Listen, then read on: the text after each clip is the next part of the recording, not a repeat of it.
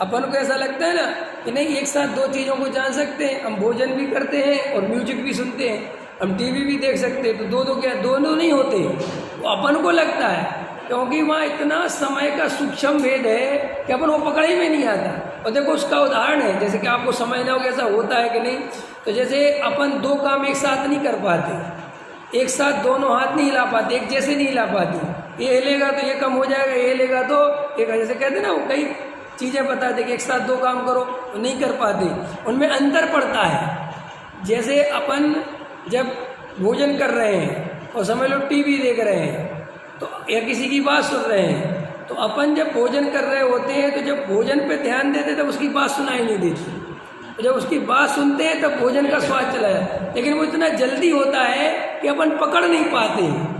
अंतर समझ में आए ना? इसलिए कभी कभी ऐसा होता है ना कि अपन को कोई बात कहता है तो अपन सुनते हैं लेकिन सुन नहीं पाते, अपन कहते फिर से कहो क्या कह रहे, तो अपन पर उपयोग लगाना पड़ता है। तो यहाँ जो काम कर रहे होते हैं उसको गौण करना पड़ता है, समझ गए ना? इसलिए ये ज्ञान की ऐसी प्रवृत्ति पाई जाती है, तो उसमें हमें एकदम पता नहीं चलता। तो कई लोगों को ऐसा भी लगता है कि नहीं हम तो एक साथ 10 ज्ञान कर सकते, नहीं कर सकते। ये मति ज्ञान शुद्ध ज्ञान की पराधीनता ही ऐसी है, लेकिन वो इतना कम समय है उनके घूमने का, प्रवृत्ति का, कि हमें और आपको पता नहीं चलता। इसलिए ऐसा भ्रम हो जाता है कि देखो मैं पढ़ भी सकता हूँ, मैं तुम्हें भी देख सकता हूँ, मैं 10 काम एक साथ कर सकता हूँ, लेकिन ऐसा नहीं होता। और देखो जैसे उष्ण को स्पर्श जानता है तब रूप शादी को नहीं जानता, इस प्रकार एक जीव को एक काल में एक गेय अथवा दृश्य में ज्ञान अथवा दर्शन का परिणमन जानना ऐसा ही दिखाई देता है। जब सुनने में उपयोग लगा हो तब नेत्र के समीप स्थित भी पदार्थ नहीं दिखता। इसी प्रकार अन्य प्रवृत्ति देखी जाती है तथा परिणमन में शीघ्रता बहुत है।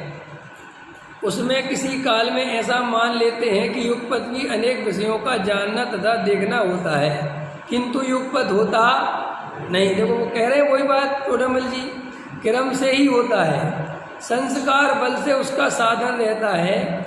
जैसे कौए के नेत्र के 2 गोलक हैं, पुतली एक है, वह फिरती शीघ्र है। अब एक कौआ देखा होगा तो कौए की एक गोलक होती है, वो दोनों को उसमें घुमाता है, लेकिन वो इतने जल्दी घुमाता है कि तुम कभी देख ही नहीं पाओगे कि एक उसकी खाली दिख जाए तुम्हें। ख्याल में है ना? ऐसे ही अपन के साथ भी है, अपन को इतनी फास्ट प्रवृत्ति होती है ज्ञान की कि अपन चाहे तो अपन के साथ हमने एक को जाना अब दूसरे को जाना, ऐसा नहीं होता। जानना तो बहुत सारी चीज़ों का दिखता है, लेकिन उनमें अंदर भेद क्रम पड़ा रहता है, समय पड़ता है, वो अपन को दिखाई नहीं देता। इस प्रकार इस जीव के द्वारा तो अनेक हैं और उपयोग एक है, वह फिरता शीघ्र है, उससे सर्व द्वारों का साधन रहता है। उपयोग की प्रवृत्ति बहुत फास्ट है, बहुत फास्ट। देखो अपने अंदर कितने सारे विकल्प चलते हैं, एक के बाद एक, एक के बाद एक, एक के बाद एक, एक के बाद एक, एक के बाद। देखो उपयोग कितने फास्ट काम करता है, ये भी जानेगा, वो भी जानेगा, इसको भी जानेगा, उसको भी जानेगा, उपयोग अंदर भी जानेगा, ऐसे चलता है नहीं चलता? लेकिन अब ऐसा नहीं है, वो चलता क्रम से ही है, लेकिन वो अपन को क्रम अगर अपन देखना चाहें तो वो क्रम दिखेगा नहीं। क्लियर हो गई? इसलिए हमें जो ऐसा लोग कहते हैं कि क्या फ़र्क पड़ता है, पर भी जानो स्वय भी जानो, क्या फ़र्क पड़ता है? फ़र्क पड़ता है, अगर तुम पर में ही लगे रहोगे तो स्वय कब जानो? ख्याल में है कि नहीं है? आत्मा स्वपर प्रकाशक है, ये बात परम सत्य है, लेकिन मति ज्ञान शुद्ध ज्ञान की जो प्रवृत्ति है वो इस टाइप की है कि अगर वो पर प्रकाशन में लगा होगा तो उस समय स्वयं प्रकाशन नहीं होगा। ख्याल में है ना? और जब स्वयं प्रकाशन में लगा होगा तब पर प्रकाशन में, जैसे देखो समझो मेरी बात, उदाहरण दे रहा हूँ तुम्हें ताकि समझ में आ जाए। हम लोग तर्कों से चलते रहते हैं और हंसते रहते हैं, समझते हैं, गहरा ही समझो। ये तुम आत्मा का ध्यान करोगे, ठीक है? अब तुम कहोगे कि आँख है तो जड़ है, ठीक है ना?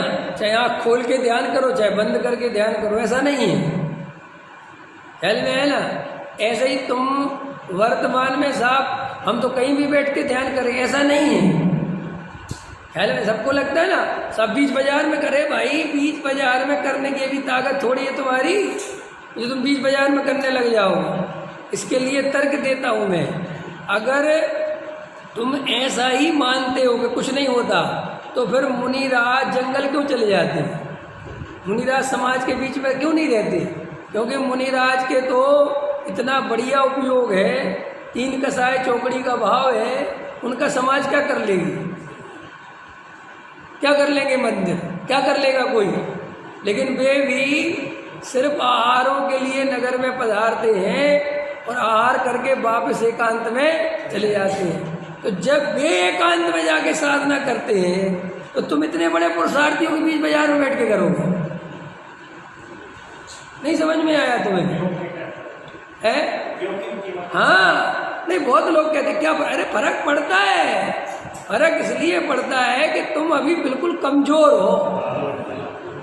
देखो एक बात बताओ, अभी जब कोरोना घूम रहा है, ठीक, तो जब अपने को कोरोना हो चुका होता है तो डॉक्टर कहता है 3-4 महीने के लिए तो एंटीबॉडी है तुम्हारी, 6 महीने के लिए तुम कहीं भी घूमो।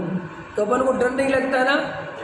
कोरोना वालों के बीच में घूम के निकल जाते हैं ना। क्यों एंटीबॉडी। और अगर एंटीबॉडी नहीं है तो डर लगता है कि भाई मेरे अंदर कमजोरी है, अभी भी हो जाएगा। ऐसे ही ये अपनी जो वर्तमान दशा है इतनी कमजोर है कि जरा सा ही बाहर में उलझे कि पूरे ही उलझ गए। जरा सा बाहर में गए कि गए। देखो तो फिर हम क्या करें? घर गृहस्थी छोड़ दे? क्या है? घर गृहस्थी छोड़ने की बात नहीं है, वो छोड़ दो तो बहुत अच्छी बात है, लेकिन वो नहीं छोड़ सकते तो इसका मतलब ये नहीं है कि तुम एकांत की बात ही भूल जाओ। अपने घर में एकांत में बैठो, वहाँ ध्यान करो, मंदिर में जाओ तो समूह से बचो, वहाँ एकांत में बैठ के विचार करो। लेकिन अभी वर्तमान में एकांत की बात ही खत्म है। पूजा भी समूह में, स्वाध्याय भी समूह में, भक्ति भी समूह में, सब कुछ समूह में होता है। समूह समझ गए ना? भीड़ में। और भीड़ में क्या होता है मैंने बताया था आपको, क्या होता है सबको पता है ना? तो ये जो अपन को उपयोग रूपी संपदा है, जिसको आचार्य अमृतचंद देव कहते हैं कि जे निज वैभव तेरा उपयोग है। हमारे पास वर्तमान में है क्या? ये रुपया पैसा मकान दुकान तो पर पदार्थ है, जड़ है। जीव के पास क्या है? उपयोग है। और वो उपयोग काहे में बर्बाद कर रहे हैं आप? तो इसलिए रात और दिन उपयोग को बचाना चाहिए। इसलिए तुम्हें अपने अंतरंग की खबर भी जब पड़ेगी, कैसे पड़ेगी अपने अंतरंग की खबर? जब तुम्हारा उपयोग बाहर से हटेगा और अंदर जुड़ेगा। तो बाहर से कैसे हटेगा?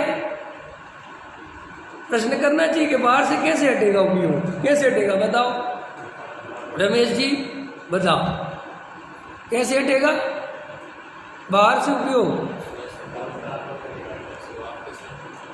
अरे यार गजब हो गया, स्वभाव के सन्मुख हो गए लोग। एक बच्चे से पूछा तुम्हारा घर कहाँ है? कह रहा हलवाई की दुकान के सामने। बोले हलवाई की दुकान कहाँ है? बोले मेरे घर के सामने। अरे बोले भाई दोनों का है, आमने सामने है। ऐसा उत्तर थोड़ी है। पर से उपयोग कैसे हटेगा? तुमने का स्वभाव सन्मुख हो गए तो बात ही खत्म होगी। स्वभाव सन्मुख कब होगा? कि पर से जब हटेगा। कि भाई ये दोनों कब होंगे? जब यहाँ से हटेगा वहाँ जुड़ेगा। हम प्रश्न कर रहे हैं कि हटेगा कैसे? स्वभाव सन्मुख क्यों होगा जी? हम अभी तक स्वभाव सन्मुख क्यों नहीं हुए बताओ? क्योंकि हमें पर पदार्थों में सुख दिखाई देता है, संयोगों में सुख दिखाई देता है, धन में सुख दिखाई देता है, बड़े मकान में सुख दिखाई देता है, इनमें सुख दिखता है ना। तो जब वहाँ सुख दिखता है तो उपयोग वहाँ से हटेगा क्यों? क्योंकि उपयोग की शर्त क्या है? उपयोग की शर्त क्या है? उपयोग की शर्त है कि तुम्हें जहाँ सुख दिखेगा मैं तुम्हारा साथ वहाँ दूंगा। वो सीधा दोस्त है तुम्हारा। बस जो पक्के दोस्त होते हैं ना, ऐसे कई दोस्त होते हैं कि वे मर्डर में भी साथ दे देते हैं। अपन अखबार में पढ़ते हैं कि साहब उसने मर्डर कर दिया, तो साथ में कौन था कि उसके 4 दोस्त थे और उनने प्लानिंग करी, दुश्मनी इसकी थी, लेकिन ऐसी दोस्ती कहाँ मिलती है कि मर्डर में भी साथ दे दे, बताओ, और बेचारे जेल भी चले जाते हैं। दोस्त हो तो ऐसे हो, हैं नहीं देते, लेकिन अपन तो अच्छे कामों में भी साथ नहीं देते। तो ऐसे ही उपयोग जो है वो ऐसा है, वो कहता है तुम्हें जहाँ सुख दिखेगा, अगर चोरी में सुख दिखेगा तो चोरी कैसे की जा सकती है, मैं तुम्हें उसमें साथ दूंगा। इसलिए चोर का दिमाग देखो कितना तेज चलता है, चोरी करने में चलता है कि नहीं चलता।